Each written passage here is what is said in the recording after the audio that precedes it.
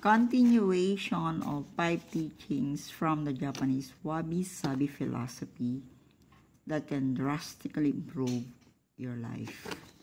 Number 4. Slow and simple is the only way to feel the joy of what it means to be alive. You might be wondering, but how can you see the beauty beneath the surface? How do you manage to find beauty in everyday life when everything seems so dark and grim? The answer to those questions lies in the philosophy's 4th teaching. Slow down and simplify your life. Otherwise, you'll rush through it, arrive at the end and wonder, what was the point? This teaching is quite simple, but its immediate and long-term implications are profound. Here's why. Number 1. Slowing down is the antidote to living in a rhythm of rush. Slowing down is what helps you become a more observant person, which then helps you become more self-aware. Why? Because as soon as you slow down, you begin creating the space for you to pause and reflect, to wonder and ask questions. You naturally become more present. Why do you think most people hit rock bottom or total burnout before it finally dawns us on their way of life is not sustainable? It's because they were moving too fast and never slowed down to carve out the mental and emotional space for them to observe and analyze their self-sabotaging behavior. Number 2, simplify your life is the antidote to living a complex one. At any point in time, as soon as you seek to change something in your life, you will, time and again, realize that the first step is not to ask, what do I need to add, but what do I need to remove? When you're about to move into a new home, you throw out some old stuff. When you're budgeting, you strip away the needless expenses. When you're entering a new relationship, you wonder, what are some habits that I need to let go so that I can make way for this person into my life? Decluttering is an integral part of the journey to growth and change. Letting off what no longer serves you is how you allow room for what will. Slow and simple is the only way to feel the joy of what it means to be alive. Why? Because only by doing so will you allow yourself to become more present and in tune with the world around you. Only by doing so will you immerse yourself into the fabric of this universe and appreciate it for what it is. The joy of watering your flowers in the morning, the joy of watching a sinking sun, the joy listening to soft rain, the joy baking of a cake or reading a book under the shade of a tree. Beauty is found in everything that is alive. And that's the essence of 4th teaching. Slow down, simplify your life, and concentrate on what really matters to you. Become more intentional if you wish to experience the joy of everyday living. Okay, number 5 of the 5 teachings from the Japanese wabi-sabi philosophy. To be content exactly where you are with all that you already have is to be happy. Modern society is obsessed with finding happiness. Honestly, I was a victim of this myself. I spent a significant portion of my young adult life pursuing the next big things. The next big job, the next big startup, the next big move to a new country. And every time I overworked myself to arrive at where I thought I wanted to be, this wave of emptiness washed over me. This wave of hopelessness is what Harvard positive psychology Tal Ben-Shahar coined as the arrival fallacy. The illusion that once you make it, once we attain our goal or reach our destination, we will reach lasting happiness. But of course, that's not the case.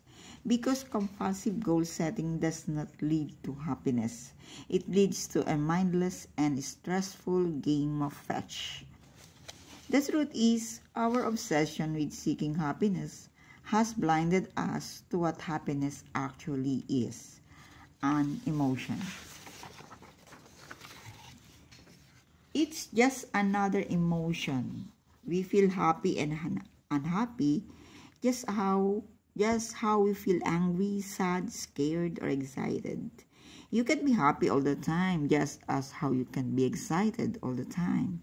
So what's the problem with chasing happiness? First, it will always evade you.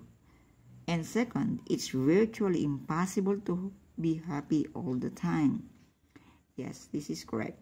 This is where the final wabi-sabi teachings comes in. On the 17th century, Chukabay water basin, stone at the Yuanji Temple in Kyoto, there's an ancient inscription where 4 Chinese characters are written on the stone. Read alone. These characters are of no significance, but when combined with borders of the central square, they can be read as Wareta Tadataru wo Shiru, which means I only know plenty, or I only know contentment. I only know contentment. Isn't that so powerful? To be content with the emotion of anger, just as how you usually content with the emotion of excitement. To be content with the state of sadness, just as how you are incredibly content with the state of happiness.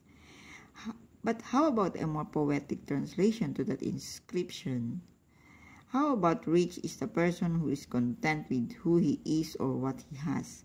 Or how about this? What I have is all I need. You see, the root of all happiness is born from being discontent with where you are and what you have. It really is as simple as that. The root of all happiness is born from spending all your waking hours casting your gaze out into the distant future and looking outside your life, instead of opening your eyes to the present and looking inside it. To be content with what you have and where you are is to be grateful. To be content with what you have and where you are while working toward what you want and fully trusting that you can achieve it, it is to be intentional. And through gratitude, intention, and action, you find happiness. But the beauty of it all, it circles back to the first wabi-sabi teaching.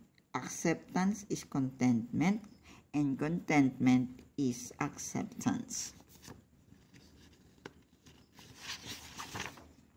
The core teaching of the wabi-sabi philosophy. Wabi-sabi is a beautiful philosophy to embed and practice in your everyday life. The 7 principles of optimism are well anchored in it. But its core, wabi-sabi reminds you that life is fragile and temporary. It is as impermanent as anything else in nature. So why not give yourself permission to be just that, yourself? As Beth Campton wrote in her book, Wabi-sabi, a Japanese wisdom for a perfect, imperfect life. Put simply, wabi-sabi gives you permission to be yourself. It is encourage you to do your best but not make yourself ill in pursuit of an unattainable goal of perfection. It gently motions you to relax, slow down, and enjoy your life. And it shows you that beauty can be found in the most unlikely of places, making every day a doorway to delight. Nagustuhan ko po ito, kaya na-share ko sa inyo. Thanks for listening. Hope may natutunan po kayo. Have a good night. A good night Sunday evening. Have a great Sunday evening here in the Philippines. But on the other country, it's morning, it's noon. Bye, and God prosper us all. God prosper us all. Godspeed.